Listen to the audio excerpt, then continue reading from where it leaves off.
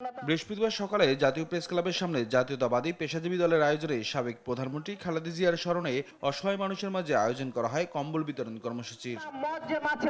অনুষ্ঠানে বিএনপির vice chairman Shamsuzzaman দুদু বলেন, আসন্ন জাতীয় নির্বাচনের কোনো ব্যত্যয় হলে দেশের স্বাধীনতা সার্বভৌমত্ব হুমকির মুখে পড়বে।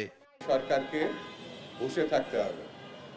এই নির্বাচনে যদি কোনো রকম ব্যত্যয় ঘটে তাহলে দেশের গণতন্ত্র প্রতিষ্ঠার যে স্বপ্ন সেটা বিঘ্নিত হবে, দেশের স্বাধীনতা সার্বভৌমত্ব বিঘ্নিত হবে। যেমন পার্শ্ববর্তী একটা দেশ বসেই আছে যেন আমরা ভালো একটি নির্বাচন করে গণতন্ত্রে উত্তরণ ঘটাতে না পারি।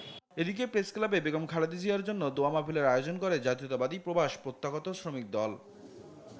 ভিগো ওয়্যার গার্ড প্রয়োজন মতো বাঁকানো যায়, অধিক চাপেও ভাঙে না। ভিগো।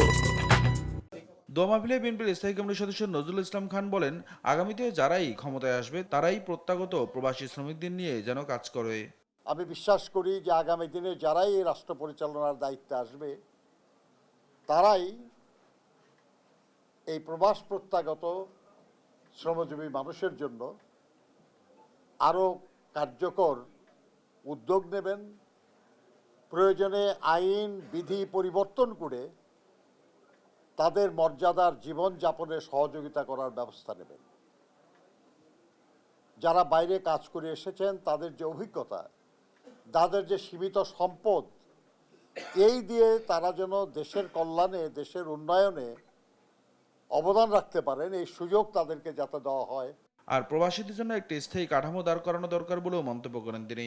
স্থায়ী সমাধানের, স্থায়ী কল্যাণের বিষয় হয়। নিয়াজ মোরশেদ, দেশ টিভি, ঢাকা।